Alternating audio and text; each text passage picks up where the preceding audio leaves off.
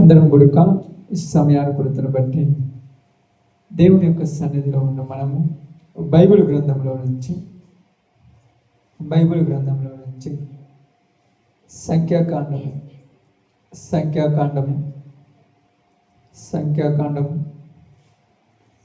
25వ అధ్యాయము 25వ అధ్యాయము సంఖ్యాకాండము 25వ అధ్యాయము 15వ వచనాన్ని జాగ్రత్తగా చదువుదాం. చంపబడిన స్త్రీ పేరు కొజ్బి. ఆమె షూరు కుమార్తె.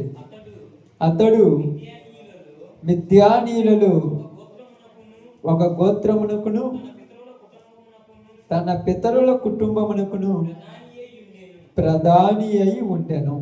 చాలు, ఈ మాట దేవుడు మన మధ్యలో ఆశీర్వదించును గాక. ఆమేన్. కుడి వచ్చిన మీ అందరికీ ప్రభునామములు శుభాలు వందనాలు తెలియజేయుచున్నాను. దేవుని యొక్క చిత్తమును బట్టి, ఆయన యొక్క ఉద్దేశమును బట్టి ఇక్కడ చదవబడినటువంటి సందర్భాన్ని మనం చాలా జాగ్రత్తగా గమనిస్తూ ఎఫెక్ట్స్లు తగ్గించేసి ప్రైజ్ ద లార్డ్ స్తోత్రం, హల్లెలూయా, స్తోత్రం.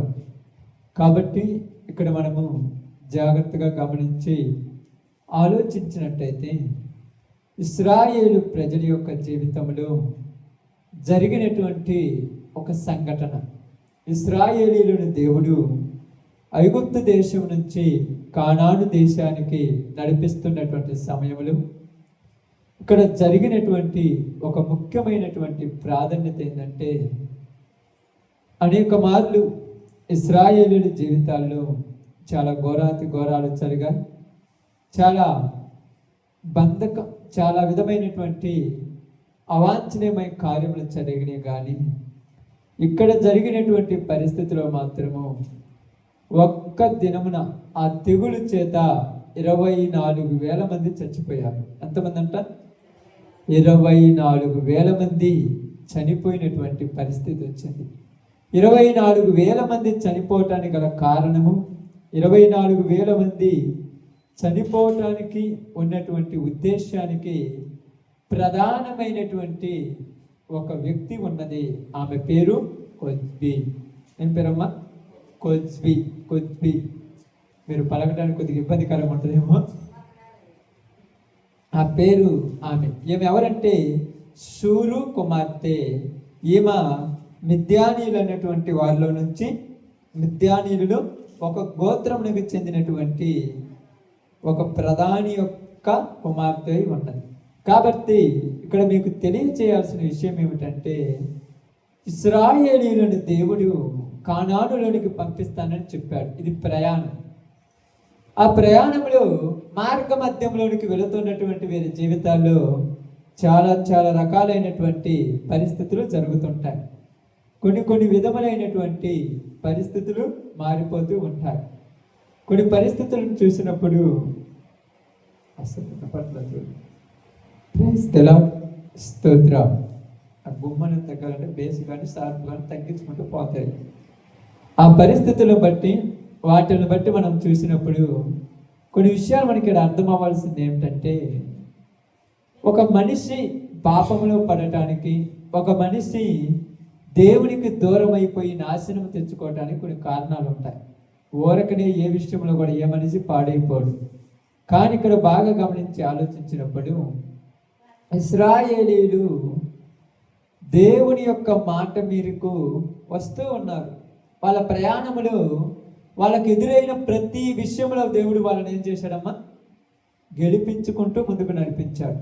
ఎదురైన ప్రతి పరిస్థితిలో వాళ్ళని గెలిపించుకుంటూ ముందుకు నడిపించుకుంటూ వస్తున్నారు. అయితే వాళ్ళు వస్తున్న ప్రాంతం అంతటిలో ఎవరైనాను ఇశ్రాయేలీయులను చూసి భయపడేవాళ్ళు కానీ ఎదురు తిరిగే వాళ్ళు ఒక్కరు లేరు. ఎదురు తిరిగిన వాళ్ళు ఓడిపోతారు అంతే. ఈరోజు ఆ విషయాన్ని మనం అర్థం చేసుకునే విధంగా చూస్తే వీళ్ళని ఎక్కడా తప్పుపట్టడానికి లేదు. వీళ్ళు ఏ విషయంలో ఓడిపోయే వాళ్ళు కాదు, వీళ్ళు ఏ విషయంలో తల వంచే వాళ్ళు కాదు, వీళ్ళు ఎక్కడా బలహీనులైపోయే వాళ్ళు కాదు. వీళ్ళ పక్షాన్ని ఎవరున్నారు? వీళ్ళ దేవుడు ఉన్నారు. అందువలన ప్రతి వాళ్ళు ఏమనుకుంటారంటే ఇశ్రాయేలీలు గొప్పవారు, వారి దేవుడు వారిని మంచి మార్గంలో నడిపిస్తున్నారు, వారికి ఇబ్బందులు వచ్చినా, సమస్యలు వచ్చినా, కష్టాలు వచ్చినా, బాధలు వచ్చినా వారి దేవుడు వాళ్ళని కాపాడుకుంటూ పోతున్నాడు, వాళ్ళకి ఇబ్బంది లేదనుకుంటున్నారు.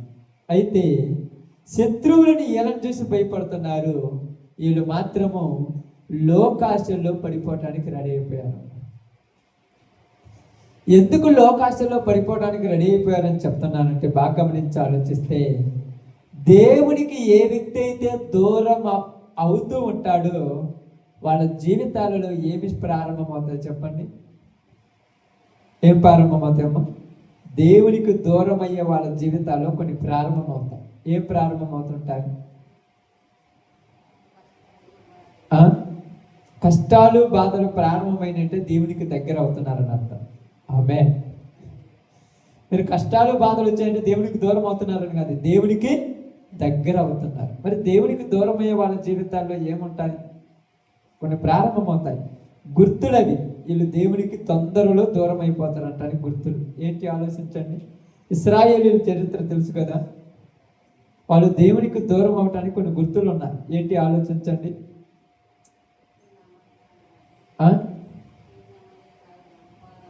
తిందాము, తాగుదాము, పోదాము, ఇంకా నిర్లక్ష్యము. బాగా ఆలోచించాలి. దేవునికి ఎవరైతే దూరం అవుతూ ఉంటారో వాళ్ళల్లో ప్రారంభమయ్యేవి ఏంటి అంటే సణుగుడు, గొణుగుడు. ఆమేన్. ఏంటమ్మా? సణుగుడు, గొణుగుడు. ఈ సణుగుడు, గొణుగుడు ఎప్పుడైతే మనుషులు సణుగుతూ గొణుగుతున్నారో తొందరలో వాడికి దేవునికి దూరం అవుతారని అర్థం. తొందరలు, అతి తొందరలు. దేవుడి వీళ్ళని విడిచిపెట్టి ఈయనను శత్రువు చేతికి అప్పగిస్తాడని అర్థం. ఎందుకు సణుగుడు, గొణుగుడు? సణుగుడు, గొణుగుడు దేనికి ప్రారంభిస్తారు మనుషులు? ఎందుకు అంటారు చెప్పండి? ఎందుకు సణుగుతారు మనుషులు? సనిగేది దేనికి? ఎప్పుడన్నా శనిగారా మీరు? కొనిగారా? సణుగుతూ కొనుగుతున్నారు ఎప్పుడన్నా? మనిషి జీవితంలో ఎక్కువ మంది సణుగుడు, గొణుగుడు ఉంటుంది. పైకి మాట్లాడరు కానీ లోపల కుమిలి కుమిలి సత్తుంటారు కొంతమంది.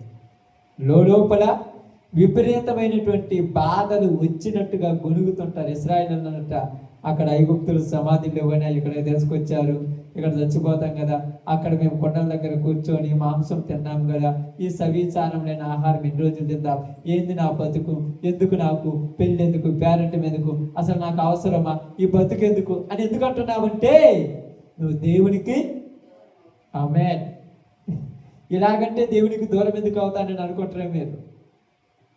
ఎందుకని చెప్పండి? అలాగంటే దేవునికి దూరం ఎందుకు అవుతారు? వాళ్ళకి ఇప్పుడు ఏమి నచ్చలా?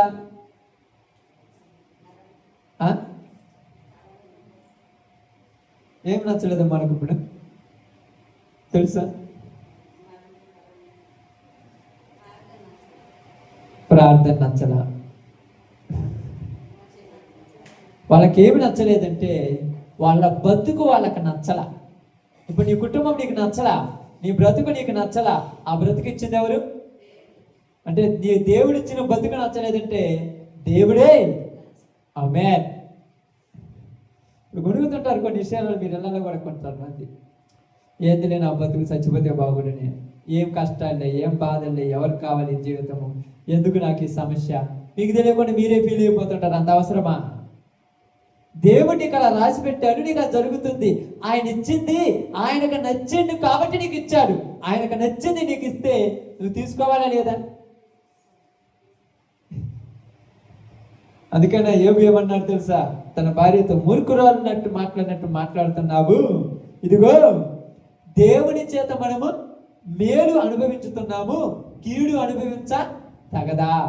మేలు ఎవరిచ్చాడు? మరి కీడు ఎవరిచ్చాడు? మరి మేలు ఇచ్చినప్పుడు తీసుకున్నావు, మరి కీడు ఇచ్చినప్పుడు ఆయనకు నచ్చింది కాబట్టి నీకు ఇచ్చాడు. ఇప్పుడు ఈరోజు నా జీవితం నాకు ఎవరు ఇచ్చాడు? ఈరోజు నేను ఎలా ఉండాలి, ఇలా నా జీవితం ఉండాలి, నాకు ఈ భార్య రావాలి, నాకు ఈ తల్లిదండ్రులు ఉండాలి, నాకు ఈ కుటుంబం ఉండాలి, నేను ఇలా ముందుకు సాగాలని ఎవరిచ్చారు ఈ జీవితాన్ని? దేవుడిచ్చాడు. దేవుడిచ్చినప్పుడు ఏందిరా నా బతుకు, ఎప్పుడు గొడుగుతుంటారు, ఎప్పుడు ఇంటూ ఈ బాధలు ఏంది, ఈ సమస్యలు ఏంది, నన్ను ఎవరు పట్టించుకారు, నాకేమి లేదు, ఇలా ఏడుస్తున్నావంటే తొందరలో దేవుడికి దూరం అవుతున్నావని అర్థం. తొందరలు, అతి తొందరలు. ఎందుకంటే ఏ చనిగి గొణిగుతున్నారు వీళ్ళ దగ్గరికి ఎవరు వస్తారు? అమ్మే ఎవరు వస్తారమ్మా? మీరు ఎందుకు సణుగుతున్నారంట? వీళ్ళు దేనికి గొణుగుతున్నారు? ఏది చనుగుతూ గొణుగుతుంటారో అది తీసుకొని దగ్గరకు వస్తున్నాడు. బైబిల్ గ్రంథాలు కొరింథీ రాసిన పత్రికలు అనుకుంటారు కదా, 1 కొరింథీ 15లోనే అక్కడ అనుకుంటాను.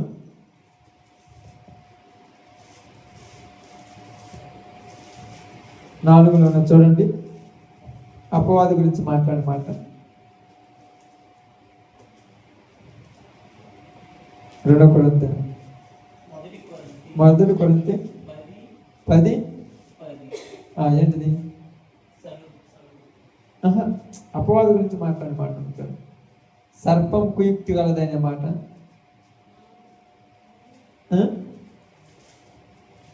ఎక్కడుందో మాకేం తెలుసు అంటావా?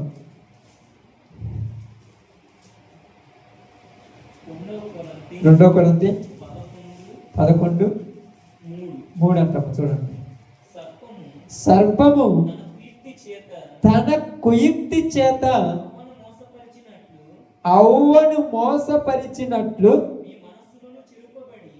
మీ మనస్సులు ఏమి చెడిపోతున్నాయి? ఇక్కడ మనిషిని జడగొట్టదు. 250 రూపాయలు, 300 రూపాయలు, 2000 రూపాయలు, 3000 రూపాయల బైబిల్ ఇది బైబిల్ ఏందా పుస్తకం అంటే బైబిల్ అనుకోండి. ఈ బైబిల్ తీసుకుంటావు, ప్రార్థనకు వస్తావు, కూర్చుంటావు, ముందు పెడుతుంటావు, తెస్తావు, చదువుతుంటావు, పోతావు, చూస్తుంటావు, ఇంట్లో కూర్చొని మోకాళ్ళ మీద కూర్చొని ప్రార్థన చేస్తుంటావు. మనిషి చెడిపోడు. చెడిపోయేది ఏంటిది? మనస్సు. ఆమేన్. చెడిపోయేది ఏంటిది? ఏందమ్మా బాగలేమంటే ఎందుకు బాగలేను? నువ్వు బాగుందో లేదు మనిషికి తెలియదు. నువ్వు బాగుందో లేదు తెలియదు. నీ ముఖం ఎందుకు ఎప్పుడు అటు పెట్టుకుంటావు? సర్పం ఏదో అవ్వ ఏదో ఒక డిస్టర్బెన్స్ లో ఉంది. ఈ టైంలో ఎవరు వెళ్ళారమ్మా? సర్పం. నీకేం కావాలి? దేవుడు ఏం చేశాడు? ఏంది మీరు బాధలో ఉన్నావు, ఏమైనా ఇబ్బంది అంటే ఏం లేదులే, దేవుడు ఇచ్చిన జీవితం బాగుందంటే లేదు. నువ్వు డిస్టర్బ్లో ఉన్నప్పుడే నేను పాడు చేయడానికి వస్తాను. మీకు అర్థం కాలేదు. మీరు అందరూ అనుకుంటున్నారు అయ్యో మేము బాగున్నాను. అంత లేదు. మీరు డిస్టర్బ్లో ఉన్నప్పుడే, మీరు ఏదో కావాలనుకున్నప్పుడే అప్పుడే మీ దగ్గరకు వస్తాడు. అంటే ఇప్పుడు మీరు జీవిస్తున్న జీవితం మీకు నచ్చలా, భర్త నచ్చలా, భార్య నచ్చలా, ఇల్లు నచ్చలా, వాకిలి నచ్చలా, పిల్లలు నచ్చలా, కుటుంబం నచ్చలా, ఏదో కొత్త దాని కోసం కోరుకుంటుంటే వారు వచ్చి పక్కలో కూర్చొని నాతో రమ్మని పిలుస్తారు. ఇప్పుడు నువ్వు కొత్త దానికోసం అలవాటు పడాలనుకుంటున్నావుగా, పాతది ఏమేసింది? పాతది నేను చెప్పే జోక్ కాదు ఇది. ఇప్పుడు ఈ పాఠ్య భాగానికి ఇదే ప్రాముఖ్యమైంది. పాతది ఏమైంది? ఏమంటారు మీరు? పాత ఏమంటారు అక్క? ఎగుటేసినాయి అంటారు. ఎగుట అంటే తెలుసా? తినగా గారెలు చేదేని అంట. రోజు చూసే భర్తే కదా, రోజు చూసే భార్య కదా, బోరు కొట్టిందంట ఇశ్రాయేలు. నిజం. అసలు నన్ను బలిసి కావు, అసలు నాతో పని లేదు, బోరు కొట్టేసింది ఎలాగ పాపం. బోరు కొట్టి ఏం చేశారు? కొత్త స్నేహాలను కోరుకున్నారు. ఇక్కడ మీకు అర్థం కాలేదు. బోరు కొట్టకూడదు. జీవితంలో భార్యాభర్తల మధ్య ప్రేమ ఉండే కొద్ది ఏం కావాలి? ఆమేన్. చెట్టు పెరిగినట్టు పెరగాలి. చెట్టు పెరిగితే మంచిదా, తగ్గిపోతే మంచిదా? తగ్గిపోతే ఏమవుతుంది? పెరగకుండా ఉంటే ఏందమ్మా? పెరగకుండా అట్నే ఉంటే ఏం చేస్తారు మీరు? కొట్టేస్తారు. అలాగనే ప్రేమ పెరగలేదనుకో, దెయ్యం వచ్చి ప్రేమ కొట్టేసి కొత్త ప్రేమ కొట్టేస్తుంది మీ మధ్యలో. ఇక్కడ అదే జరిగింది. సర్పం తన కుయుక్తి చేత అవ్వను మోసం చేసినట్లు మిద్యానీయులు తన కుయుక్తి చేత ఇశ్రాయేలీలు మోసం చేశారంట. ఏమంటున్నారో తెలుసు కదా. ఎక్కడ అరణ్యంలో ఆ కిబ్రోతు అంతావా దగ్గర ఏం మాట్లాడారు? ఈ సవీసారము లేని ఆహారము మాకేలా. మరి ఏం కావాలి నీకేది కావాలి అది ఇచ్చాడు కదా దేవుడు. ఇప్పుడు నేనున్నాను, నాకు ఏది అవసరం అదే కదా నాకు ఇచ్చింది. నేను కోరుకుంది ఇచ్చాడా, ఆయన ఇష్టమైంది ఇచ్చాడా? మరి నువ్వు కోరుకున్నది రావాలంటే ఇప్పుడు చెప్పండి, ఆయన ఇష్టమైంది ఇచ్చాడు, మరి నువ్వు కోరుకున్నది రావాలంటే ఆయన ఇష్టమైంది ఇచ్చాదన్నారు, మరి నువ్వు కోరుకున్నది కావాలంటే ఆయన వదిలిపెట్టాలి. అంతే కదా. నువ్వు కోరుకున్నది కావాలంటే ఆయన వదిలిపెడితే నువ్వు కోరుకున్నది తెచ్చి నీకు ఇచ్చేస్తావు. నీ ఇష్టం వచ్చిన కాడికి వెళ్ళొచ్చు, అడిగేవాళ్ళు. ఇప్పుడు అందుకని ఈ యొక్క ప్రదేశంలోనికి వచ్చిన తర్వాత ఇశ్రాయేలీలు ఏమని ఆలోచిస్తున్నారంటే, అక్కడ ఉన్నటువంటి బారాకు అనేటువంటి ఒక రాజు ఇదిగో బిలాము అనేటువంటి ఒక ప్రవక్తని పిలిపించి, ఇశ్రాయేలీలు వస్తున్నారు, వాళ్ళు మమ్మల్ని అందరినీ ఎద్దు బీడి భూమిని నాకేసినట్లు నాకెత్తారు, వాళ్ళకి ఎదురుబడినోడు ఒక్కడూ గెలవలేదు, వాళ్ళ దగ్గర ఎవరైనా గెలిచినట్టు వాళ్ళ మీద లేనే లేదు, వాళ్ళు మమ్మల్ని కూడా ఓడిస్తారు, కాబట్టి వాళ్ళను ఓడించాలంటే మేమేం చేయాలో మాకు తెలియదు కనుక నీవు ప్రవక్తవు కనుక నువ్వు వచ్చి వాళ్ళను శపించు. ఎవరు శపించాలి? బిలాము ప్రవక్త. ఇప్పుడు ప్రవక్తని పిలిచాడు, శపించమన్నాడు, ప్రవక్త ఇచ్చాడు, శపిస్తున్నాడు. ఆ శాపం అంతా ఏమవుతుంది? అప్పుడు ఏమంటున్నాడంటే బిలాము, దేవుడు ఆశీర్వదించిన వారిని నేను ఎలా శపించగలను? దేవుడు వాళ్ళని ఆశీర్వదించాడు, నేనైతే శపించలేను. అయితే ఇప్పుడు ఏం చేద్దామంటే వాళ్ళను పాడు చేయటానికి వేరే మార్గం ఏది ఉపయోగపడదు. ఒకే ఒక మార్గం ఉంది. ఏంటిది? ఆలోచించండి. ఏంటిది? ఇశ్రాయేలీలను ఎక్కడ పడగొట్టాలంటే వాళ్ళు దేంట్లో బలహీనులో అక్కడికి వెళ్ళి కూర్చొని. బలహీనులు దేంట్లో? ఒకప్పుడు తిండిలో బలహీనులు, అందుకని తిండి తెచ్చిపెట్టారు. తిండి తెచ్చిపెట్టినప్పుడు కిబ్రోతు అంతావా దగ్గర అందరిని కక్కిచచ్చారు. ఇక్కడ మళ్ళా ఏళ్ళు బలహీనత జరకు కొత్త రుసులు కావాలి. అర్థమైందక్క? ఏం కావాలంట? కొత్త రుసులు. కొత్త రుసులు రెండు కోరుకోవచ్చా? తప్పేముందన్న, నాన్నకు కదా అప్పుడప్పుడు చికెన్ మటన్ తప్పులేదు. కొత్త రుసులు కావాలి. తిండి వరకు అయితే పర్లా, జీవితాలు కూడా కొత్తవి కావాలంటే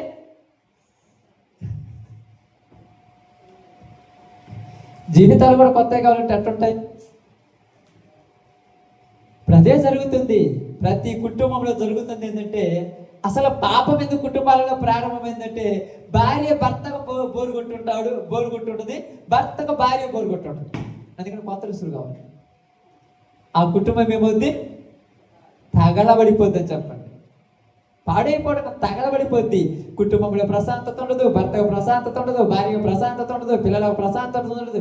ఎప్పుడు ఏం జరుగుతుందో తెలియదు, ఎప్పుడు ఎక్కడ పోతారో తెలియదు, ఎక్కడ తగలబడతారో తెలియదు, ఎక్కడ చచ్చిపోతారో తెలియదు.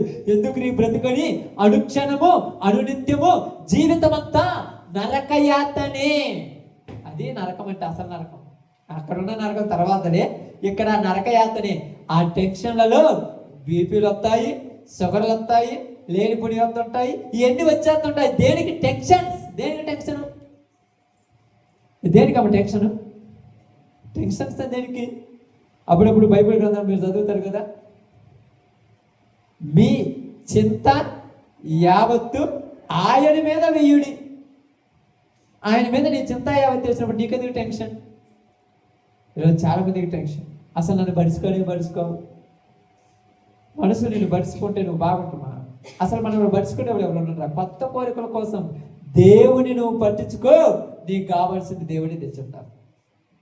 ఇక్కడికి వచ్చిన తర్వాత ఆ బిలాము మీ స్త్రీలను వాళ్ళ దగ్గర పోయి వాళ్ళని ఆకర్షించేటట్టుగా చేసుకోమని చెప్పన్నాడు. ఇక్కడ తప్పు ఎవరిది? బిలాముదా? తప్పు బారాకుదా? వాళ్ళని ప్రేరేపించినటువంటి స్త్రీలదా? తప్పెవరిది? ఎవరిదమ్మా? కొత్త కోరికలకు అలవాటు పడిన ఏళ్ళదే తప్పు. అర్థమవుతుందా? తప్పు ఎవరిదో అనుకోవద్దు మీరు. కొత్త కోరికలకు అలవాటు పడ్డ ఏళ్ళదే తప్పు. అప్పుడు ఇక్కడ ఇశ్రాయేలీయులు మిద్యానీయులతో పాపానికి రెడీ అయిపోయారు, సిద్ధమైపోయారు. వాళ్ళు పిలిచారనుకోండి, నీ బుద్ధి ఏమైంది? వాళ్ళు పిలిచారనుకోండి, నీ బుద్ధి ఏమైంది? వాళ్ళు మాట్లాడుతున్నట్టు నీ ఆలోచన ఏమైంది? నువ్వెవరివి? దేవుడు ఏర్పరచుకున్న బిడ్డవి. నువ్వెవరివి? దేవుడు కాపాడుకుంటున్న బిడ్డవి. నువ్వెవరివి? దేవుడు తన సొత్తుగా మార్చుకున్న బిడ్డవి. నువ్వెవరివి? దేవుని యొక్క కపట హస్తాలలో ఉన్నటువంటి బిడ్డవి. నీవు దేవుని ఉద్దేశము కలిగిన వాడివి. బాగా ఆలోచించండి. దేవుని యొక్క చిత్తములో ఉన్నటువంటి వ్యక్తివి నువ్వు. నిన్ను చూసి శత్రువు భయపడి నీ మీద యుద్ధం చేయడం చేతకాక నీ మీద కుయుక్తి చేత నేను పాడు చేయాలని చూస్తున్నాను. కుయుక్తి. ఏది నీ బతుకు? దేవుడు నమ్ముకున్నావు, ఏం బాగుపడ్డావు? నీకు ఏం మేలు జరిగింది? నువ్వు ఈ జీవితంలో ఏం బాగుపడుతుంది? మీ కుటుంబంలో ఏం సంతోషం ఉంది? ఎప్పుడు గోలే కదా కానీ అప్పుడు నీ జీవితంలో ఏం ప్రారంభమవుద్ది? చూడండి, ఏం ప్రారంభమవుద్ది? ఎవరైనా వచ్చి యేసు ప్రభువుని నమ్ముకున్నా, నీకేం మేలు జరిగింది? నీ కుటుంబం ఏం బాగుపడ్డది? నీకేం మంచి జరిగింది? నీకేం బాగుపడ్డావు? నీకు ఆస్తి ఏమొచ్చింది? నీకు డబ్బులు ఏమొచ్చింది? ఎప్పుడు రోగాలి, ఎప్పుడు తాగాలి, ఎప్పుడు గొడవలి, ఎప్పుడు ఇబ్బందులు, ఏం బాగుపడ్డావు అన్నప్పుడు అప్పుడు నీకేం ప్రారంభమవుద్ది? ఏం ప్రారంభమవుతుంది చెప్పండి? ఏం ప్రారంభమవుతాక? కానరాని గొడుగుడు సనుగుడు. ఎవరితో కొనుక్కుంటావు? ఇంట్లో పోతావు, కూర్చుంటావు, మంచం మీద పడుకుంటావు. ఏం పార్థండి, ఏం దేవుళ్ళు, ఏం బతుకులు, ఎవరు పరుచుకోవాలి, ఏం బతుకు నా బతుకు, ఉంటే పోతాడు. ఈ గొడుగుడు గొడుగుతున్నప్పుడు రెడీగా వచ్చి కూర్చుంటాడు ఆడు పక్కన. రెడీగా వస్తాడు, వచ్చేయమంటాడు తెలుసా? ఏం దిగులు పడుతున్నావు? ఏం దిగులు పడుతున్నావు? ఎందుకు చింతపడుతున్నావు? ఈ ప్రాబ్లం ఉంది. ఆడేముంది? నేను చెప్పింది ఇంటే బాగుపడతా. పిలుస్తున్నాడు. ఏమన్నాడు? మీరు కూడా దేవతల వలె మారిపోతారంట. ఎవరి వలె? ఇప్పుడు దేవతల వలె మారిపోతారంటే మామూలు విషయమా? నీ కూడా ఇంట్లో పెళ్ళిళ్ళు జరుగుతాయి, నీ కూడా పిల్లలు పడతారు, నీ కూడా మంచారకు పోతుంది, నీ భర్త కూడా అట్టుంటాడు, ఈ చేస్తాడు, ఈ చేస్తాడంటే అబ్బో ఎంత కోరికలు! సృష్టికర్త అయిన దేవుడికి కంటే ఎక్కువ తెలిసిన ఎవరు రమ్మా? మరి ఆయన చేయలేదు, ఎవరైనా చేయగలరా? మరి ఎందుకు కొనుగుతావు? ఎందుకు కొనుగుతావు చెప్పండి? నువ్వైతే నీ కుటుంబంలో సంతోషం ఉంటున్నావా? నవ్వుతూ ఉంటున్నావా? ఆనందం ఉంటున్నావా? యాక్టివ్గా ఉంటున్నావా? నీకు అర్థం కాలేదు. నా బాధ నీకేం తెలుసు? నీ బాధపడితే పర్లా, ఆ బాధలో సంతోషం ఇవ్వటానికి దెయ్యం వచ్చి పక్కన కూర్చొని నేను పాడు చేస్తాను.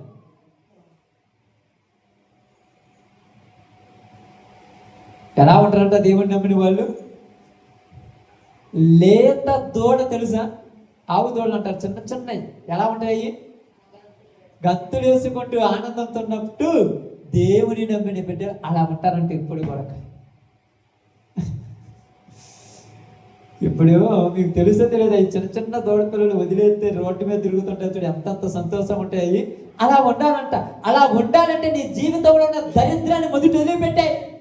నీ జీవితంలో నా భారం అనే ఆ దరిద్రం అనేటువంటి ఆ గొడుగుడు సనుగుడు ఎప్పుడైతే వదిలేస్తావో అప్పుడు నువ్వు బాగుంటావు.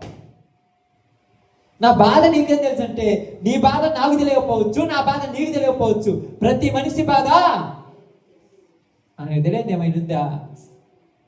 మీరేమంటారు తెలుసా? నా ప్రాబ్లమ్స్ నేను పడుచుకుంటే, నువ్వు పడుచుకుంటే, వేరే వాళ్ళు పడుచుకుంటే నీ ప్రాబ్లమ్స్ తీరవు. దేవుడు తలుచుకుంటే నీ ప్రాబ్లమ్స్ తీరవు. ఆయన నీకు అది ఎందుకు ఇచ్చాడు తెలుసా? దాన్ని నీకు ఎందుకు ఆ పరిస్థితి నీకు ఎందుకు ఏర్పాటు చేశాడు తెలుసా? ఈ పరిస్థితిలో ఉంటే నువ్వు తట్టుకొని నిలబడాలని. నువ్వు తట్టుకొని నిలబడాలి. ఆ స్థితిని దేవుడు నీకు ఇచ్చాడు. ఏలియా దగ్గరికి ఒక వర్తమానం వచ్చింది. ఏ వర్తమానం వచ్చింది తెలుసా? ఆమేన్. రేపు ఈ గడియ కల్లా ఈ యొక్క ప్రవక్తలలో నీ ప్రాణం ఒకటి అయిపోద్ది, నువ్వు రేపు టైం కల్లా వెళ్ళిపోతావు, అంతే, చంపేస్తాను నేను. టెన్షన్ పుట్టింది ఏలియా. ఏమొచ్చింది? ఏందిరా నా బతుకు? ఊపిరింటే ఉప్పు గొల్లము కావచ్చు, పారిపోదామని పరుగులు తీస్తున్నాడు, గొనుక్కుంటూ చనుక్కుంటూ పరుగులు తీసేటువంటి ప్రయాస ఊరిచ్చాడు ఏలి యొక్క ఆలోచన. అమ్మే, నువ్వెందుకు టెన్షన్ పడతావు కుటుంబంలో? నీకు అవసరమా? యేసు ప్రభువుని నమ్మిన వాళ్ళకి చెప్తున్నా, నేనైనా నువ్వైనా ఎవరినైనా యేసు ప్రభువుని సొంత రక్షకునికి అంగీకరించినాడు. ఎడం పక్క 1000 మంది పడ్డా, కుడి పక్క 10,000 మంది వచ్చినా కదలడు. ఈరోజు చిన్న సమస్య వస్తే మూతంతటి పెట్టుకొని, మనసంతటి పెట్టుకొని, జీవితం అంతా తగలబడిపోతాడు. ఏది అసలు నాకు అర్థం కాదు. ఎందుకంటే అంత కొంపలు మునిగిపోయింది. ఏమైంది? ఎప్పుడు కూడా దేవుడిని నీ రక్షకుడిని అంగీకరించిన తర్వాత సంతోషంతో ఆనందంతో ఉండాలి. నువ్వు దిగులు పడుతున్నావంటే సిగ్నల్ ఎవరికి ఇచ్చినట్టు? అబ్బే, దెయ్యానికి సిగ్నల్ ఇచ్చినట్టు. వాడు నిన్ను ఎంటర్టైన్మెంట్ చేయడానికి వస్తాడు నీ దగ్గరికి. ఎప్పుడైతే ఎంటర్టైన్మెంట్ చేయడానికి వస్తాడో అప్పుడు నువ్వు వాడి యొక్క వలలో చిక్కుకుంటావు. అది అర్థం కాదులే, మీరు అర్థం చేసుకోవడం ప్రయాసపడండి. ఇక్కడ ఇశ్రాయేలీయులు ఈ యొక్క ప్రాంతానికి వచ్చినప్పుడు సంఖ్యాకాండం చూద్దాం ఒకసారి. ఆ మాట చదవండి మళ్ళీ ఒకసారి. ఏ ప్రదేశం అంటది? 25వ అధ్యాయం. ఇశ్రాయేలీయులు సిద్దీములో దిగి ఉండగా ప్రజలు మోయాబు రాండ్రతో ఇశ్రాయేలీయులు సిద్దీములో దిగి ఉన్నారు. ఇక్కడ దిగి ఉన్నారు. దిగిన తర్వాత వీళ్ళ దగ్గరికి ఏమొచ్చిందంట? వీళ్ళ దగ్గరికి ఏమొచ్చింది?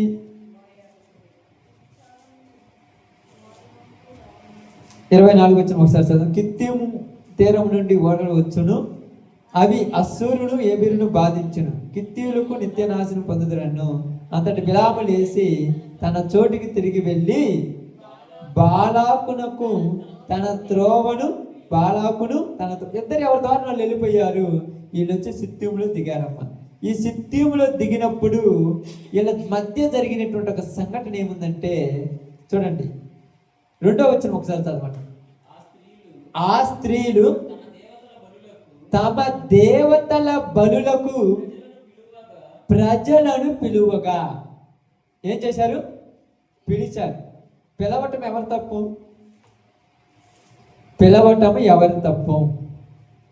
వాళ్ళ తప్ప? పిలవటం తప్పు కాదు, పావటమే. పిలవటం తప్పు కాదు, పావటమే తప్పు. ఎందుకు పిలిచారు వీళ్ళు? ఎందుకు పిలిచారమ్మా? పద్ధతి ప్రకారం పిలుస్తారు. నువ్వు పావటమేనా? సినిమాకి రమ్మని పిలుస్తారు, పావటమేనా? ఇప్పుడు నన్ను పోయావా? నేను ఎందుకు సినిమాలు చూస్తానంటవా? సినిమా ప్లేస్లో ఏదైనా పెట్టుకోండి. పోతావా?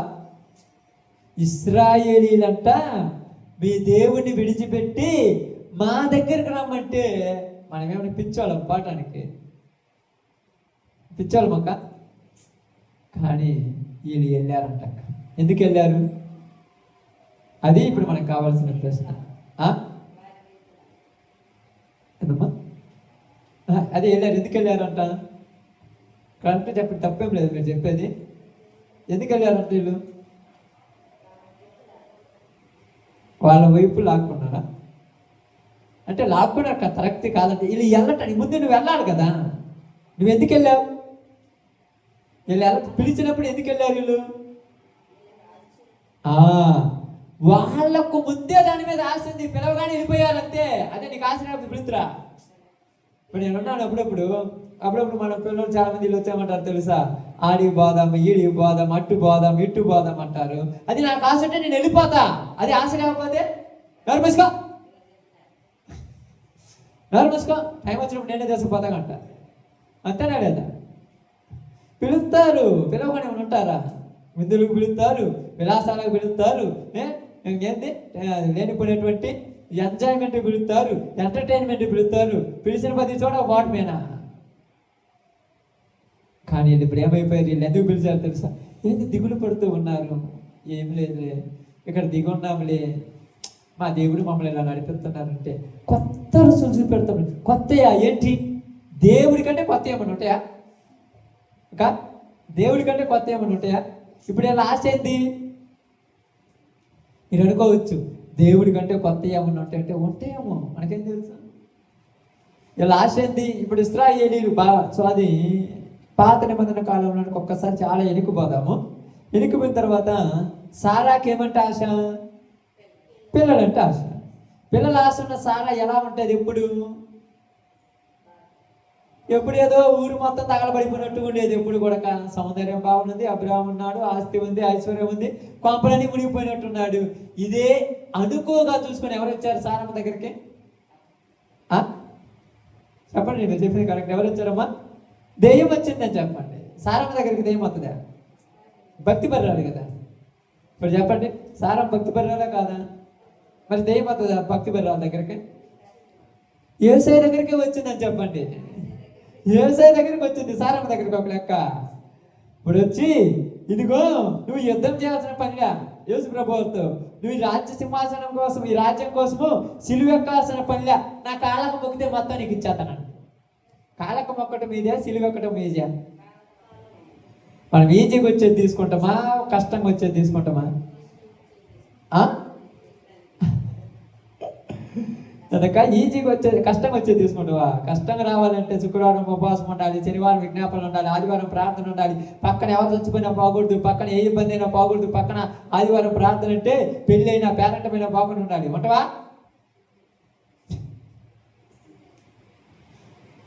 తుమ్మినా పోతావు, తగ్గినా పోతావు, మనవరాలు పుట్టినరోజు అయినా పోతావు, మనవడు పుట్టినరోజు అయినా పోతావు, ఏడికైనా పోతావు. నీకేం భక్తి ఉంది నాకు అర్థం కాదా?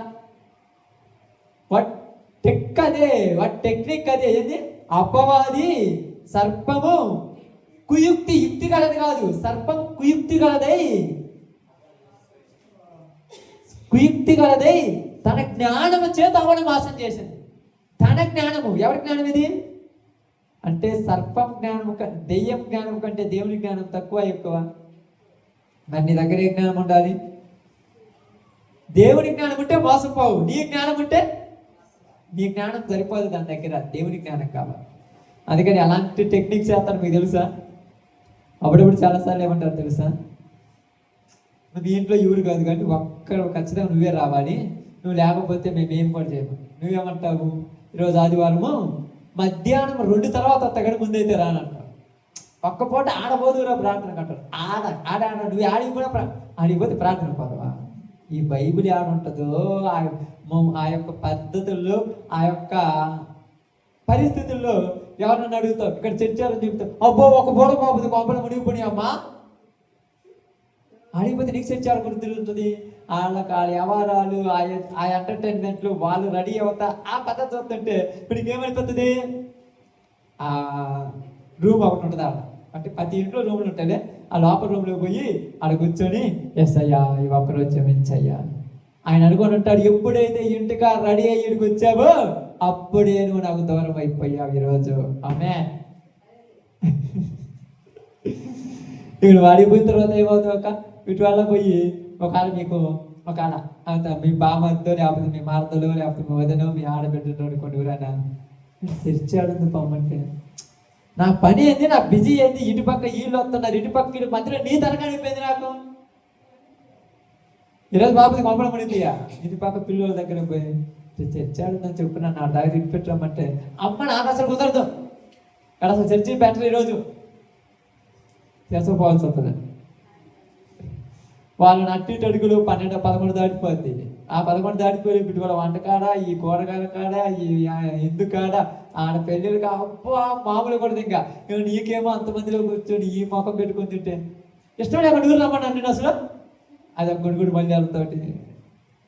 ఈ సందర్భంలో నీకుంటుంది చూడు, ఈ యొక్క సిత్తీములో ఇశ్రాయేలీయులు ఎలాగైతే మొక్కమంతా దిగులు పెట్టుకొని జీవితం అంతా సర్వనాశనమైనట్టు దిగున్నారు, అలాగే వాళ్ళ మధ్యలో ఉంటే ఇప్పుడు ఈ పక్కన ఒకళ్ళు వచ్చేసి ఏం కాదులే, అప్పుడు నేను డిసైడ్ అయిపోతాను. ఇంకా ఈరోజు ఎట్టా దేవుని దగ్గర బాగాలేదు, ఇక్కడైనా కుశాలు ఉండటం, ఎవరితో వచ్చినందుకు సంతోషం ఉందామని చిన్న ప్రారంభం ఇంతే. ఆ ప్రారంభము ఎక్కడ తగ్గబోద్ది? డ్యాన్స్ చేసే దగ్గర పక్కన నిలబడి చప్పట్లు కొట్టి దాకపోతే వారు అంతే. ఆ మూమెంట్ వచ్చేస్తుంది కదా. మీరు అనుకుంటున్నారు మాకు రాదని వచ్చాము. ఎవరైనా నేను కూడా వస్తుంది. నేను పచ్చిగా చెప్తున్నాను, నేనున్నా కూడా ఆ మూమెంట్ వచ్చేస్తుంది అక్కడ. అబ్బా రోజు అట్టేస్తారంటే నేను చూడపోమంటే నేనేమో ఏమన్నా అలా కొంచెం నిలబడి రాదు. మనం ఆడదాకా బాగుని ఎట్లుంటుంది. వాళ్ళు అదేదో ఆ ఎర్ర కుంకుమ నల్ల కుంకుమ అది చదువుకుంటూ ఉంటే నా మీద గాలి గురించి పడుతుంది. వాళ్ళు ఏం చేస్తారు?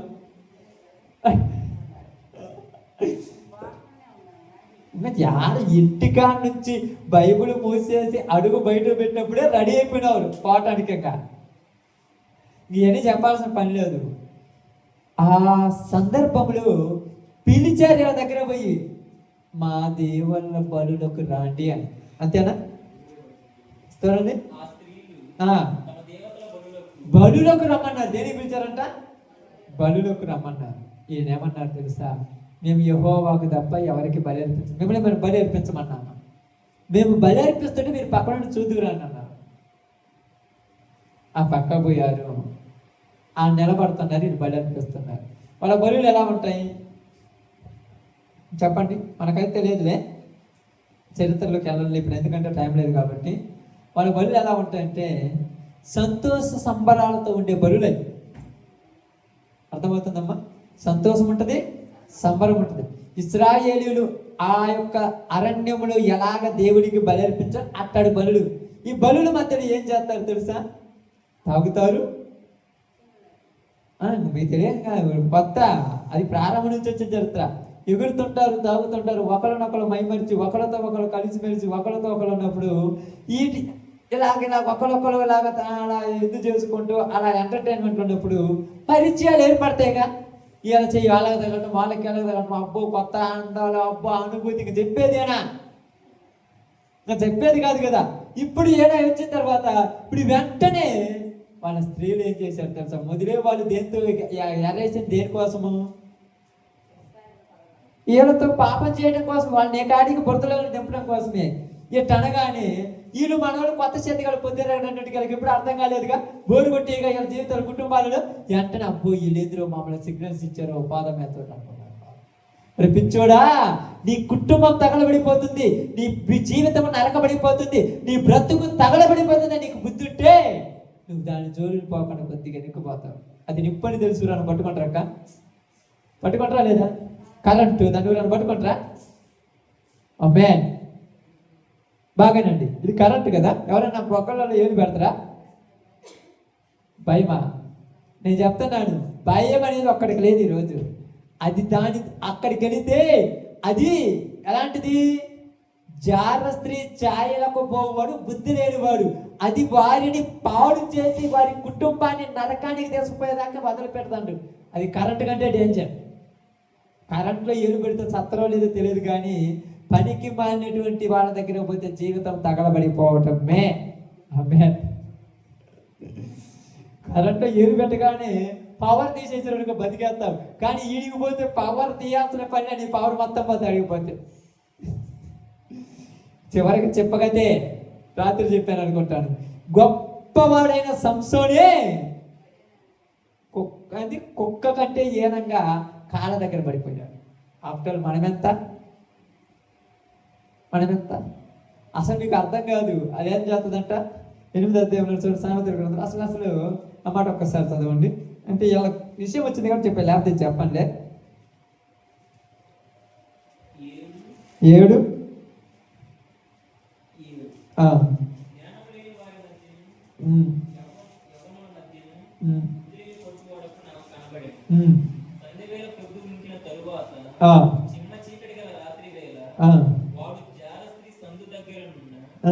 వీధిలో తిరుగుచుండేను, దాని ఇంటి మార్గము నడుచుచుండేను. అంతటా వేశ్యావేషము వేసుకొనిన కపటము గల స్త్రీ ఒకతే వానిని ఎదుర్కొన వచ్చెను. అది బొబ్బలు పెట్టునది, స్వేచ్ఛగా తిరుగునది, దాని పాదములు దాని ఎంట నిలవవు. ఒకప్పుడు ఇంటి ఎదుటను, ఒకప్పుడు సంత వీధుల్లోను అది ఉండును, ప్రతి సందు దగ్గరను అది పంచు ఉండును. అది వానిని పట్టుకొని ముద్దు పెట్టుకొనెను, సిగ్గుమాలిన ముఖము పెట్టుకొని ఇట్లా నేను సమాధాన బలులను నేను అర్పించవలసి ఉంటిని, నేడు నా మొక్కుబడులు చెల్లించుచున్నాను, కాబట్టి నేను నిన్ను కలుసుకోనవలెనని రాగా నిన్ను వదులుకొనవలనని బయలుదేరగా నీవే కనబడితివి. అంత బాగా మాట్లాడుతుంది. ఒక్క నవ్వుతోనే పటాపచ్చ చేసి పాడుతుంది జీవితాన్ని. ఒక రకంగా చెప్పాలంటే పచ్చిగా చెప్పాలంటారు. అసలుకి దీని బతుకే పనికి మారిన బతుకు ఎంతమందిని పాడు చేస్తుందంట. నేను సమాధాన బలులు అర్పించవలసి ఉండేను, ఏంటంటే మొక్కుబడులు చెల్లించుకోవడానికి వచ్చుతున్నాను, నేను నిన్ను చూడాలనుకుంటే నువ్వే నా దగ్గరకు వచ్చావేంది. అప్పుడప్పుడు చెప్తారు కదా, అప్పుడప్పుడు అనుకుంటారు అసలు నేనే మాట్లాడాలనుకో నువ్వే వచ్చావా. ఇది దేవుని కలయిక. ఏం పిచ్చా, నీకు ఒక భర్త ఉన్నాడు, ఒక భార్య ఉంది, దేవుని కలయిక. ఇది దెయ్యాల బట్టి పిచ్చిగా తిండి. అసలు మనం ఇలా కలుసుకుంటాం నేను ఊహించడా. అరే పనికి మాట్లాడారా, నీ యొక్క జీవితం తగలబడిపోతున్నప్పుడు వద్దన్న అవకాశాలు వస్తుంటాయి అంతే. కొత్తగా తాగుబోతూ డబ్బులు పెట్టాల్సిన పనిలా వద్దన్నా పంపిస్తారు. అర్థమవుతుందా. ఫస్ట్ తాగుతుంటారు చూడండి, డబ్బులు అవసరం జోబులు. చుట్టుపక్కల బంధువులు వస్తారు, చుట్టుపక్కల ఫ్రెండ్స్ వస్తారు. మీరు ఎప్పుడైనా ఫంక్షన్లో పోతే, విధులకు పోతే ఒక్కసారి చూడు, ఒక్కసారి ఏమవుతులే. నేను ఎప్పుడు మేమేమన్నా పుట్టినప్పుడు నుంచి తాగినమా, ఒకసారి ట్రై చేస్తే బాడీకి వస్తుంది, బాగుంటుంది, ఆ సంతోషం వేరు. ఇంట్లో ఎప్పుడు గోల ఉన్నావు కదా, ఆ గోల కూడా ఉండదు. ఎంత ప్రేరేపిస్తున్నారు తాగుడు నేర్పేయడానికి ఒక మనిషిని పాపంలోనికి రెచ్చగొట్టడానికి ఎంత ప్రేరేపిస్తారు. ఈ పిచ్చోళ్ళు ఏమనుకుంటారంటే, అబ్బా నా కోసం ఎన్నిసార్లు ఫోన్ చేశారు, అబ్బా నా కోసం ఎన్నిసార్లు మెసేజ్లు పెట్టారు, మరి పిచ్చోడా నేను దేశకపోయి గొంతులో పండుగుతుంది, నీకు అర్థం కాదా. వీళ్ళు ఏమనుకుంటారు తెలుసా, ఒకసారి నాకు ఫోన్ చేసి మాట్లాడావా, ఒకసారి నేను గుర్తున్నానా, అన్నం తినేటప్పుడు అన్నం తినమని అడిగానా. ఇంట్లో వాడు అడగాల్సిన పనిలే, ఎందుకంటే బాధ్యతలు ఉన్నాడు అన్న అడుగుతురా. పనికి మారిని గాలికి తిరిగేవాడు నిన్ను అడుగుతుంటాడు పొద్దుగూకులు, అన్నం తిన్నావా, టాబ్లెట్ వేసుకున్నావా, నిద్రపోయావా, 2 గంటలు పడుకున్నా, అబ్బా నా గురించి అంత క్షేమం తీసుకుంటున్నావా, అంత క్షేమం తీసుకున్న వాడైతే నీ బాధ్యతలని తీసుకోవాలిగా. నీకు అర్థం కాల జీవితాలు తగలబెడిపోతుంటే వీళ్ళేమంటారు తెలుసా, ఒక్కరోజైనా అడిగావా సినిమాలు సీరియల్ చూసి, ఎప్పుడైనా అన్నం తిని అడిగావా. సినిమాలు సీరియల్లోది నటన, నిన్ను అడిగితేనే ప్రేమ ఉన్నట్ట. నిన్ను భరిస్తున్నాడు జీవితంలో, నిన్ను పెళ్లి చేసుకున్నప్పటి నుంచి నీ కోసం సమస్తము తెచ్చి పెడుతున్నాడు. అదే ప్రేమ అంటే. ప్రేమ అంటే ఇంటికి వచ్చి అన్నం తినవు అడిగితే నీ ప్రేమేనా, పోయిన తర్వాత ఫోన్ చేసి ఏం చేస్తున్నావు అడిగితే నీ ప్రేమేనా. ఎందుకు చెప్పండి. మీ ఇంటి దగ్గర బాగానండి, మీ ఇంటి భార్య గురించి మీరు టెన్షన్ పడాల్సిన పనిలే. ఎక్కడున్నా ఏమవుతాక ఆమె ఎగ్జాంపుల్ కోసం చెబుతున్నాను. మీరు బాగా అది మేబీ మీ ఇంటిగా ఉన్నటువంటి ఆ యొక్క జంతువు ఏదైనా, గొర్రెపిల్ల ఏదైనా, మీరు దాని గురించి టెన్షన్ పడాలా. అదే ఎక్కడైనా తీసుకొచ్చుకున్న దాని గురించే టెన్షన్. టిప్పుకోసారి పోయి చూస్తుంటావు దొడ్లో ఉందా లేదా, టిప్పుకోసారి పోయి చూస్తుంటావు మేత వేస్తుంటావు, టిప్పుకోసారి నీళ్ళు పెడుతుంటావు. ఎందుకు? నీకు అలవాటు చేసుకోవటానికి. అలవాటు చేసుకునేటువంటి ఇలాంటి జార స్త్రీలు వద్దన్నా నవ్వుతుంటారు, వద్దన్నా మనం చూస్తుంటారు, వద్దన్నా అన్నది. ఇది ఇంత బాగా అడుగుతున్నావా, అర్థం కాల. పునాదులు దిక్కేటప్పుడు ఎట్నే ఉంటుంది, తొక్కిన తర్వాత ఎందుకు దిగామని ఏడవాల్సి వస్తుంది తప్పలేక. ఇప్పుడు వీళ్ళు అడుగుతున్నారు, మా బలులకు రండి. అబ్బా ఏ రోజు అన్నాన్ని పిలిచావా, చూడు ముందుండగానే అన్నం పెట్టి నా కాడికి రమ్మని పిలుపు. భార్య పిలవలేదన్నా, పిలవాల్సిన అవసరం ఏదన్నా. ఇంట్లో నిన్ను 1 గంటకు అన్నం తింటాం తెలియదా, సాయంత్రం 7-8 తింటాం తెలియదా, ఉదయాన్నే తింటాం తెలియదా, ఏ రోజైనా అన్నానికి పిలిచావా, ఏ రోజైనా ఏమి ఇచ్చావా. అలా ఇవ్వటానికి ఇదేమన్నా ఆకర్షించుకోవడానికి ఏమన్నా లంచాలు ఇచ్చి పెట్టుబడి ఇచ్చాడు కట్టుకుంటేదా. జీవిత బంధము ఇచ్చిన ఇవ్వకుండా నీకు భర్తకు భార్య, భార్యకు భర్త, అంతే. దాంట్లో ఏంటి, కనీసం పొద్దున్నే లేచినామంటే గుడ్ మార్నింగ్ చెప్పావా, టీ ఇచ్చావా, ఇవన్నీ ఏంటి అసలు మీకు నాకు అర్థం కాలేదు. ఏది చాలా మంది అంటారు ఇప్పుడు కూడా, కనీసం ఇప్పుడు అనుకున్నప్పుడు ఒక ఫోన్ అని చెప్పి. అసలు ఫోన్ చేయాల్సిన అవసరం ఏంది? నిన్ను కట్టుకున్నవాడు నీ భర్త భార్య భర్త ఎక్కడున్నా వాడి మైండ్ ఏముంటుంది? నాకు ఇంటికాడ నా భార్య ఉంది, ఎక్కడికి వెళ్ళినా ఇంటికాడ నా భర్త ఉన్నాడు, నా జీవితం ఆయన చేతులుంది, నా జీవితం ఆమె చేతులుంది, సమస్తము నేను వాళ్ళతోని, ఇవన్నీ నాకు అవసరం లేదనుకుంటాడు అంతే. నువ్వు ఫోన్ చేస్తేనే ప్రేమ ఉన్నట్టు, అన్నం తినం అడిగితేనే ప్రేమ ఉన్నట్టు అంటే అదంతా నటన. ఏదంటది? ఇప్పుడు ఎవరు అడగాలి ఇవన్నీ? ఎవరు అడగాలి?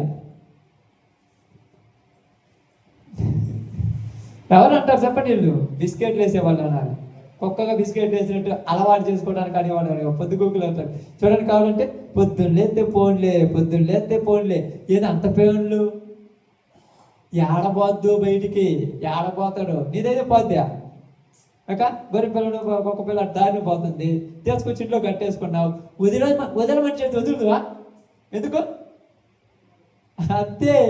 నీదైతే తలిగిప్పేసి స్వతంత్రం ఇచ్చుతా, అన్ని తిరిగి మళ్ళీ ఆడిపోతుంది. దేవుడు జతపరిచిన దానిని ఎవడు వేరు చేయలేడు, అంతే. అది గుర్తుపెట్టుకోండి. కానీ నీది కాని దాన్ని నీది చేసుకోవటానికి ఎన్ని లంచాలు ఇవ్వాలో, ఎన్ని డబ్బులు ఇవ్వాలో, ఎంత ఇవ్వాలో, ఎన్ని ఇచ్చినా చివరికి నువ్వు చచ్చిపోయినప్పుడు నీ దగ్గరికి వచ్చి ఆడవటానికి కూడా ఉండదు. అవసరం ఇదంతా. వీళ్ళు అదే అనుకున్నారు. ఇప్పుడు ఇలా చేసి వాళ్ళ దగ్గరకు పోయి ఈ ఎంటర్టైన్మెంట్లో, ఈ యొక్క విందులో, ఈ చిందులలో నచ్చారు ఒకరికొకరు. ఏంటంటే ఏం నచ్చుకోవడం కావాలంటే ఇంట్లో బంగారం నచ్చదు, కానీ బయట ఉన్న బొగ్గు నచ్చదు ప్రతి ఒక్కడికి. ఇంట్లో ఉన్న బంగారం ఊరికి నచ్చదు. అప్పుడప్పుడు మీరు అంటారు కదా, ఇంట్లో చికెన్ బిర్యానీ నచ్చదు, పక్కనోడు పొడి కారం వేసుకొని ఉల్లిగడ్డ కారం వేసుకొని ఎర్ర కలుపుకొని తింటుంటే అబ్బా నోరు ఊరిపోతుంటది. ఇంట్లో చికెన్ బిర్యానీ నచ్చుద్ది ఎప్పుడన్నా? అది ఉల్లిగడ్డ కారం ఒకసారి నోట్లో పెట్టుకుంటే నడి జుట్టులోకి ఎక్కుద్ది. ఇంకా జీవితంలో బుద్ధి ఉంటే తినడానికి వస్తుంది. కానీ కళ్ళతో చూసిందంతా నిజాలు కాదు.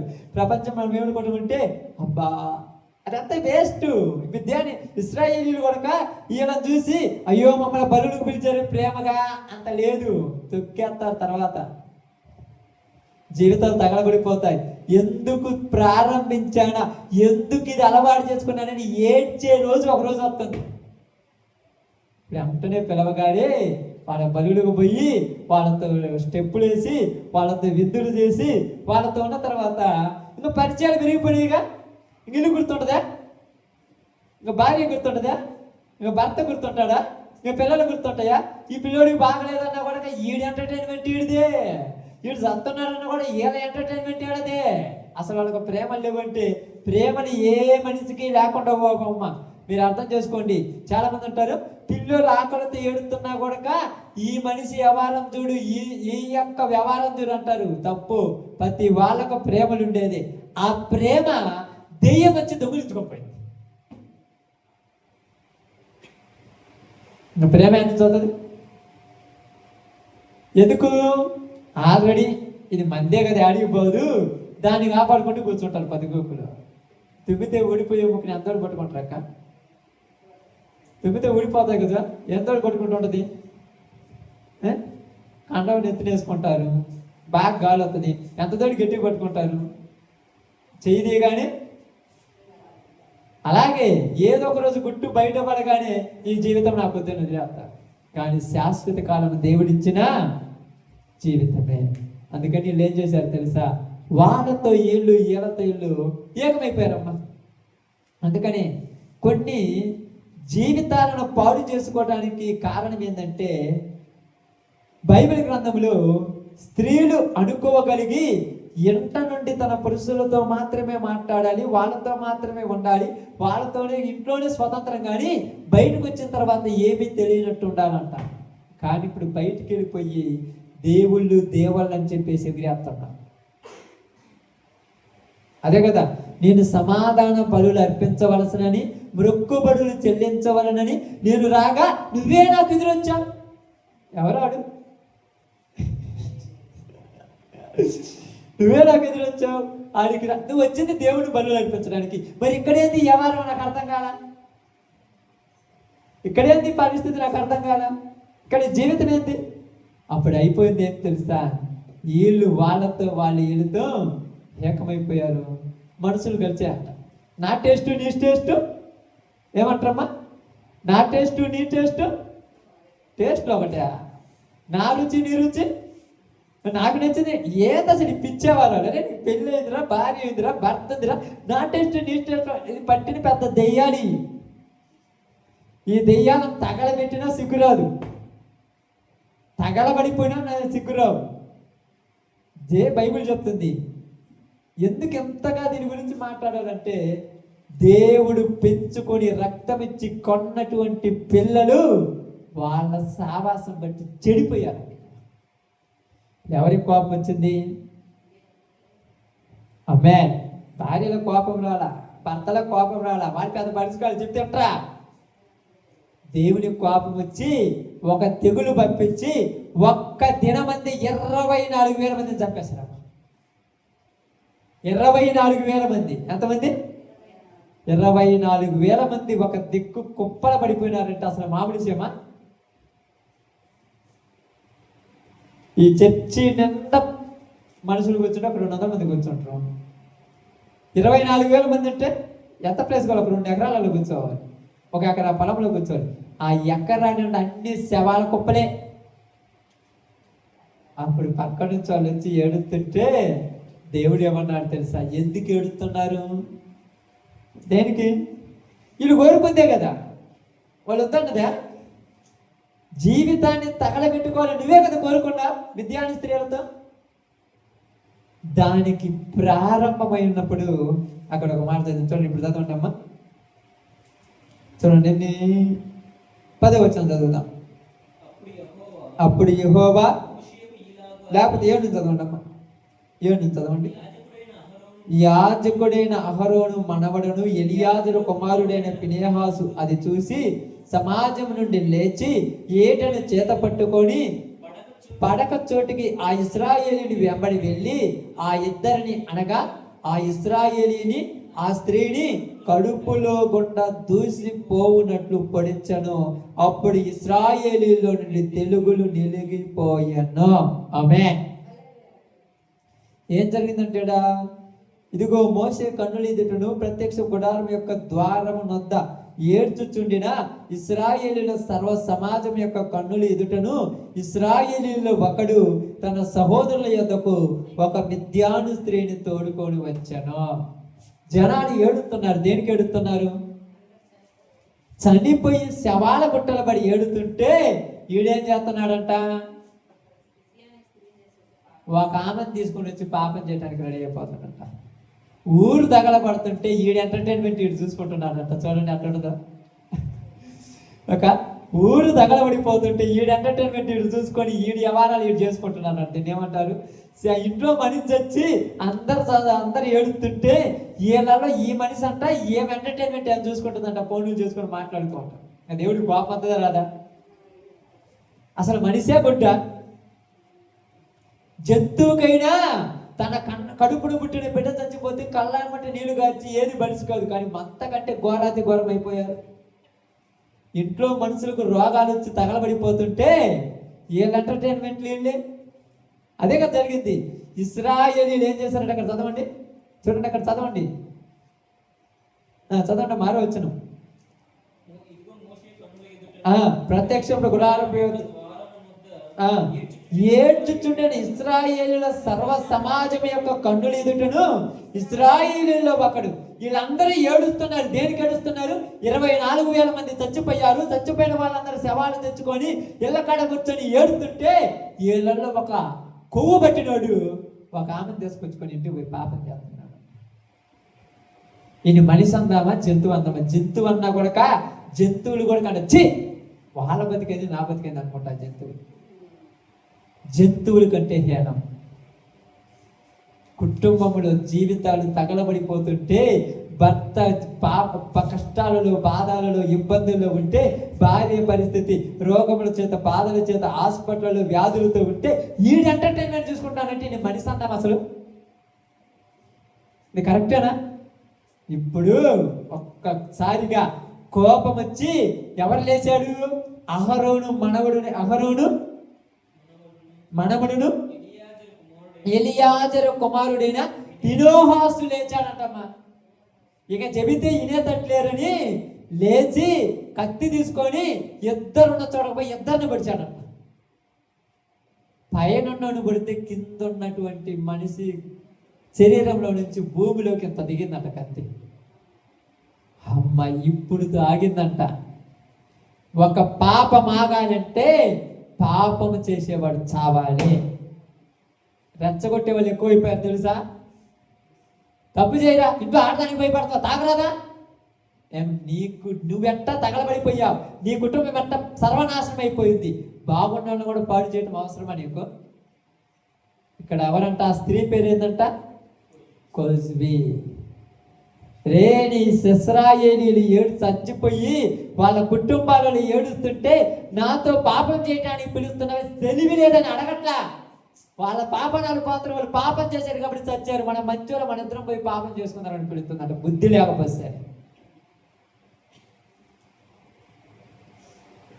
రోగం వచ్చి మంచాన మనిషి పడుంటే ఆ మంచాన బండి పట్టించుకోకుండా పోయి పాపం చేస్తున్నారట. ఎంత సిగ్గులేంటారో వీళ్ళు. సర్వ సమాజం అంత సిగ్గు లేకుండా ఉంది ఇక్కడ. ఇప్పుడు దేవుడికి కోపం రావాలా, లేకపోతే మీరు చేసిన మంచి పనిని దీవెనల మీద దీవెనలు, ఆశీర్వాదాల మీద ఆశీర్వాదాలు ఎలాక? మనిషి వచ్చాడుంటే సచ్చినోడు ఓదార్చడానికి పోయి కనీసం 10 కోట్లని లేకపోతే ఎవరు కూర్చుంటారు? అరే ఇంట్లో మనిషి చస్తే వాడిని ఎంటర్టైన్మెంట్, వాడిని పోయి ఓదార్చాడు ఒక్కలని ఉండరా? అస్సలకి ఇంకెంత జ్ఞానం కొద్దిగా ఉంది. ఆలోచించండి, మనుషులకి పట్టిన దరిద్రం అట్టాడిది, పట్టిన పరిస్థితులు అట్టాడి. మీరు అనుకోవచ్చు ఎవరుంటారని, దేవుని నమ్మిన బిడ్డలు. మా నాన్నగారు చనిపోయినప్పుడు ఎవరు కూర్చున్నాం తెలుసా? అందరూ ప్రార్థన చేశారు నైట్ అంతా, ఓదార్చ. అది నిజమైన ఆదరణ అండి. ఏదో మంచిగా ఉన్నప్పుడు ఫోన్లు చేసి మాట్లాడేది ఊరే నేను చెప్తాను. ఆ టైంలో దైవజనులు పాలరాజు గారు వాళ్ళ సంఘం అంతా వచ్చి కూర్చొని ఆ రాత్రి అంతా ప్రార్థన చేసి, నేను ఎప్పటికీ మర్చిపోను. కనీసము మనం అనుకున్న వాళ్ళు దగ్గర కూడా లేకపోయినా వాళ్ళు వచ్చి ముందుకు చేసి, అలాంటి సహవాసం కావాలి నేను అనుకునేది. అలాంటి తీర్మానం కలిగిన సేవకులు కావాలి మనం. అలాంటి విశ్వాసం కలిగినటువంటి మీలాంటి సంఘం కావాలి. వీళ్ళెవరు? అప్పుడప్పుడు మీకు అదే చెప్తాను, సంఘమే ఓదార్చాలి. ఎవరు ఓదార్చరు? సంఘాన్ని సంఘమే ఆదరించాలి. ఎవరు ఆదరించలేదు. కానీ మనం అక్కడికి పోవాలంటే కొన్ని అడ్డంకులు వస్తాయి. అలా వస్తే మన మీద మనకు నమ్మకము ఉండదు. ఇంకా దేవుని పెట్టి మనం అన్ని విషయాలు ఓర్చుకోవాలి. ఇక్కడ అదే జరిగింది. ఫినోహాసు లేచి వెంటనే వెళ్ళి కోపంతో చంపేశాడు. అప్పుడు దేవుడు అన్నాడు, నేను ఓర్వలేని దానిని ఫినోహాసు కూడా ఓర్వలేకపోయాడు. దేవుడు ఓర్వలేదని ఓర్వలేకపోయాడు. అప్పుడప్పుడు మీరు అనుకోవచ్చు, చాలా మంది అనొచ్చు, ఎంత కచ్చిగా ఎంత పచ్చిగా దేవుని మీద నమ్మకం కలిగిన నీవు పాపం చేసావంటే నువ్వు దేవుళ్ళు లేవని అర్థం. రోజు నేను నిజంగా అనుకుంటాను అప్పుడప్పుడు, పాపం అనేది మన మైండ్లోని కూడా రాకూడదు. అసలు మన దరిదాపులో కూడా ఆలోచన రాకూడదు. సిమ్టమ్స్ కూడా ఉండకూడదు. ఆ గుర్తులు కూడా మన దగ్గరికి రాకూడదు.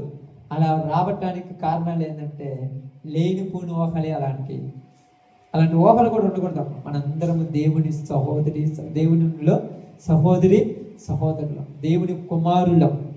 ఒక మాటలో చెప్పాలంటే ఆయన కుమారులు. మనలో మనకు అవి వచ్చినాయి అంటే మనం దేవునిలో కరెక్ట్గా లేమని అర్థం. కాబట్టి ఇప్పుడు పాడైపోయినటువంటి సమాజాన్ని బాగు చేయాలి. ఇప్పుడు ఈ కొజ్బీ అనేటువంటి ఈ స్త్రీ ఎంత నీచమైన ప్రతి చూడండి. 24,000 మంది మీ వాళ్ళు చచ్చిపోయారే, వచ్చి నన్ను పిలుస్తున్నావు, ఇది తెలివన లేకుండా వెళ్ళిపా అని చెప్పలా. వాళ్ళ బాధలు వాళ్ళు ఉన్నారు. మన ఎంటర్టైన్మెంట్ మనం చూసుకుందాం రాని. ఏంటి అసలు ఈ మనుషులేనా? నీ కళ్ళ ముందు పెరుగుతున్న పిల్లల జీవితాలు తగలబడిపోతుంటే నువ్వు ఎంజాయ్మెంట్ చేస్తున్నావంటే అది అసలు మనిషేనా? వాడు అసలు మనిషేనా? అయ్యో నా పిల్లలు ఎలా అయిపోయారే, నా పిల్లలు నా అంతటోళ్ళు అయ్యారే, వాళ్ళు గొప్పోళ్ళు అయిపోయారే, వాళ్ళ ముందు నేను కొన్ని విషయాల్లో కంట్రోల్గా ఉండాలి, కొన్ని విషయాలు నా శరీరంలో కోరికలు చంపుకొని నేను బతకాలన్నటువంటి మనస్సు నీకుంటే నువ్వు మళ్ళా పాపం చేయడానికి రెడీ చేయలేవు. ఎవరు బతుకోవాలని రాశారు? నా ఎంటర్టైన్మెంట్ నాదే. ఏంది అసలు ఇది? అసలు ఆలోచించండి ఒక్కసారైనా. నీ జీవితము నీ కళ్ళ ముందు ఉన్న వాళ్ళని చూసి మారాలి. నీ కుటుంబంలో వచ్చిన పరిస్థితులను చూసి మారాలి. నీ బిడ్డల జీవితాలను చూసి మారాలి. అలా మారకపోతే లోకంలో మనుషుకి జంతువుకి తేడా లేదంతే. జంతువు అయిన ఒకసారిగా ఇప్పుడు ఒకసారి ఉంటుంది, అవి మనలాంటి మరీ అంత ఘోరంగా ఉంటుంది. కాబట్టి నిజంగా, ఎందుకంటే ఒక చిన్న మాట చెప్పి నేను ముగిస్తాను. నిన్న మేము పిల్లచోడి ప్రేయర్కి వెళ్తున్నప్పుడు మధ్యలో ఆటో కావని పంచలేదు, స్టెప్ని కూడా పంచలేదు. అక్కడ కూర్చున్నాం మేము, అక్కడ దారి మీద కూర్చున్నాం. ఆడ స్టేషన్ దగ్గర దాంట్లో ఆడున్నాం. కనీసం గంట తోడు అరగంటకు 30 గంట కూకుంటాం కదమ్మా. 30 గంట తోడు కూకుంటే వీళ్ళందరూ అంటున్నారు, ఒక్కల కూడా ఏమైందని అడగట్లేదేంటి, ఒక్కల కూడా దారి వాళ్ళు ఏమైందని అడగలేదు. కనీసం ఒక కాకి ఆడ కింద పడిపోతే కాకి పిల్ల 10 కాకులు వచ్చి చుట్టుపక్కల ఉంటాయి, ఏది కాకి పడిపోయిందని చూద్దాం.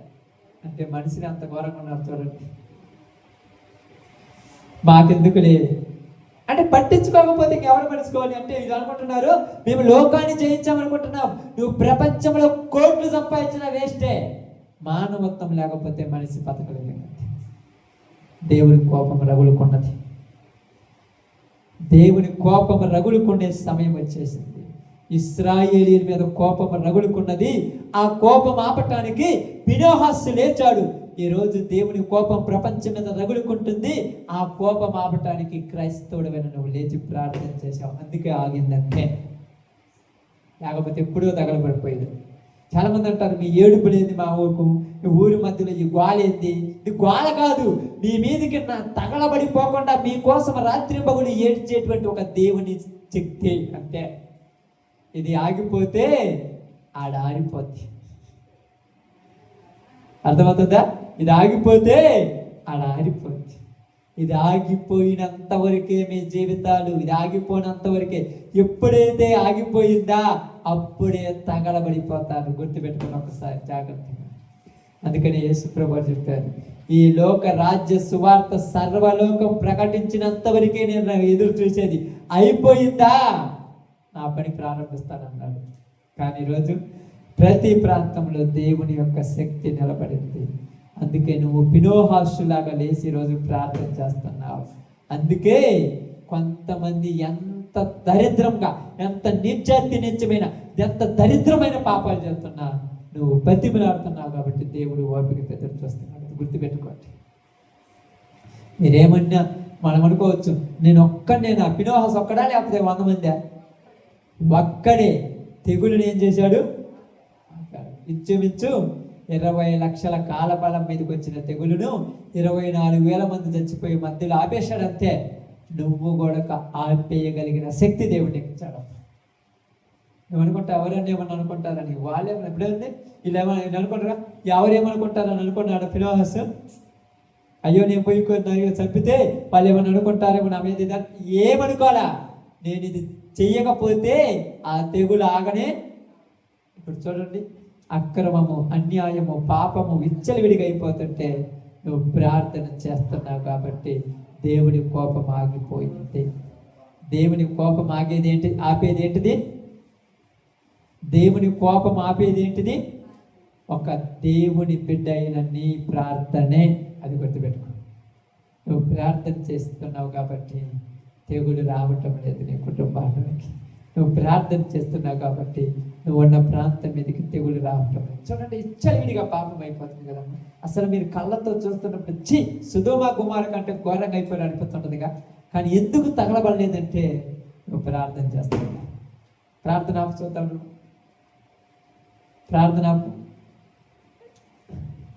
ప్రార్థన ఎప్పుడు ఆపుతావు? క్రైస్తవుడు గొంతులో ఊపిరి పోతేనే ప్రార్థన ఆగేది. ఎంతమంది ఏం చేసినా ఆగమత్య. తీసుకెళ్ళి జైలు అయితే ప్రార్థన ఆగిందా? ఏం చేశారు? చెరసాలలో పాటలతో, ప్రార్థనలతో కీర్తన చేశారంట. క్రైస్తవుడి నోటిలో నుంచి ప్రార్థన ఆగేది ఎప్పుడు? గొంతులో ఆ ఊపిరి పోయినప్పుడే. ఎక్కడుంచినా ప్రార్థన చేస్తాడు. నేను దేశపోయి ఫలానికి ఆగుతావా? దేశపోయి ఇంట్లో తలుపు మూసేసి లోపల తాళం వేసి లోపల రూముని తాపుతావా? నీకు సంఖ్యలేయగలడు, నీ కళ్ళకు గంటలు కట్టగలడు, నిన్ను మంచానికి కట్టేయగలడు. కానీ మనసులో ఉన్న ప్రార్థన ఎవరు కట్టేయగలడు? నోరు తెరవకుండా ప్లాస్టర్ వేయగలడు, కానీ మనసులో ప్రార్థన ఎవరు ఆపగలడు? చచ్చిపోతేనే క్రైస్తవుడు ప్రార్థన ఆగేది. ఆమేన్. నువ్వు ప్రార్థన ఆగితే దేశం నాశనం రెడీ అవుతుంది, ప్రపంచం నాశనానికి రెడీ అవుతుంది. కాబట్టి నువ్వు ప్రార్థన ఆపనే నాశనం రానే. ఆమేన్. మరి నాశనం తర్వాత కదండి, అప్పుడు ఏమవుద్ది? సంఘము. అవును, మరి ఎంతపడిన తర్వాత ప్రార్థన చేసేది ఎవరు? ఇంకా లేరు కాబట్టి అప్పుడు వచ్చేస్తుంది. ఎవరు అడిగిన ఇదే సించవలసి అదేం గొప్పలేం లేవు. ఇప్పుడు ఉదాహరణకు ఎగ్జాంపుల్ ఏమనుకోవద్దు, నిన్ను ఆపేసి ఇంట్లో కూర్చోబెట్టిన పరిచర్యకు పాపన ప్రార్థనకు పాపన ఇంట్లో కూర్చున్నా నీ ఇంట్లో నువ్వు ప్రార్థన చేసుకోవమ్మా. ఉదయం 2 గంటలకు 3 గంటలకు 5 గంటలకు వేసి బయటికి వినపడకపోయినా లోపలైనా నీ ఉంటే నాకు చేయాలి చేస్తే ఒక పాట పాడుకుంటా ఆ మంచం మీద పడుకొని లేచి కూర్చుంటే ఏమని అనుకుంటారేమని మంచం మీద పడుకొని ప్రభువా నన్ను దీవించయ్యా, లోకానికి క్షమించయ్యా, అందరిని మా బాగు చేయయ్యా అని ప్రార్థన చేస్తావు. నీ ప్రార్థన ఆలకించి రావాలనుకుంటున్నాడు, ఆగుతున్నాడు, రావాలనుకుంటున్నాడు, ఆగుతున్నాడు. అందుకేమన్నాడు తెలుసా? ఇదిగో అబ్రహాం అన్నాడు, 5 మంచోళ్ళు ఉంటే 10 మంది మంచోళ్ళు ఉంటే. ఈరోజు నువ్వు కూడా ప్రార్థన చేస్తున్నావు, నీ ప్రార్థన ఆలకించి ఆయన ఆగాడు. ఆమేన్. నువ్వు ప్రార్థన ఆపే చాలా మంది అంటారు, చాలా మంది అనుకుంటారు తెలుసా, మీరు ఆపేయండి మేము బతకపోతే చూద్దామన్నారు. నువ్వు ఆపావు అసలు. వాడు ఆపండి ఆపుతుమా? ఎవరు ఆపండి ఆపుతురా? మీరు కావాలంటే దమ్ముంటే ఆపండి, మేము ఎందుకు ఏమంటే నువ్వు ఆపావు. నీ మనస్సులో ఊపిరినంత కాలం, నీ శరీరంలో ఊపిరినంత కాలం, నేను ఎంతమంది చేదరించుకున్నా, ఎంతమంది అసహించుకున్నా, ఎంతమంది నిన్ను దుమ్మెత్తిపోసినా, ఎంతమంది నిన్ను ఎలివేసినా, నువ్వు ప్రాణం ఉన్నంత వరకు ఏం చేస్తుంటావు? ఆమేన్. ప్రార్థన చేస్తుంటావు. అదే క్రైస్తవుడు అంటే అంతనికి ఏమి లేదా. కాబట్టి ఇక్కడ పినోహాసు తెగులు నాపాడుగా. ఈరోజు ప్రపంచం మీదకి రాబోతున్న నాశనాన్ని ఆపుతున్నది చెప్ప ఎవరు? నేనే. ఆమేన్. నువ్వే. నేనా? అవును. మరి రోజుకి 1 నిమిషం ప్రార్థన చేస్తున్నావుగా. చేయని వాళ్ళు ఉన్నారు, 1 నిమిషమే చేయని వాళ్ళు ఉన్నారా? ఆమేన్. కనీసం 1 నిమిషమే చేస్తారు కదా. నీ ప్రార్థన దేవుడు ఆలకించి నా బిడ్డ అడిగింది కదా ఆగుదామంట. అప్పుడప్పుడు మీకు తెలుసు పిల్లలు అడుగుతారు, నా వత్త చాక్లెట్ దానా అని అంటారు. చాక్లెటే కదా అని వదిలేస్తాడా? అయ్యో పిల్లోడు నోరల్లా తెలిసి అడిగిండే ఒక చాక్లెట్ తెచ్చిందా. నువ్వు నోరల్లా తెలిసి మనస్ఫూర్తిగా ప్రభువా ఒక్కసారి నువ్వు క్షమించాయా, రేపు మాట్లాడలేదు, నీ ప్రార్థన ఆలకించి ఒకరోజు వదిలేస్తాడు. ఈ సంవత్సరం వదిలేస్తాడు, వచ్చే సంవత్సరం వదిలేస్తాడు. ఆయన ఇష్టం. నువ్వు ప్రార్థన చేసినంత కాలం ఏమీ జరగనే. ఆమేన్. మీరు ప్రార్థన అయితే మేము ప్రార్థన ఆపేస్తామంటే ప్రార్థన క్రైస్తవుడు చచ్చేదాకా అప్పుడు ఎక్కడ ఉన్న చూడండి. మరి ఎప్పుడు ఆగుద్దంటే సంఘం ఎత్తబడిన తర్వాతే ఆగేది. ఓకే, అందరు తల వంచండి, ప్రార్థన చేద్దాం. అందరము ప్రార్థనలోకి పోతాం. అందరూ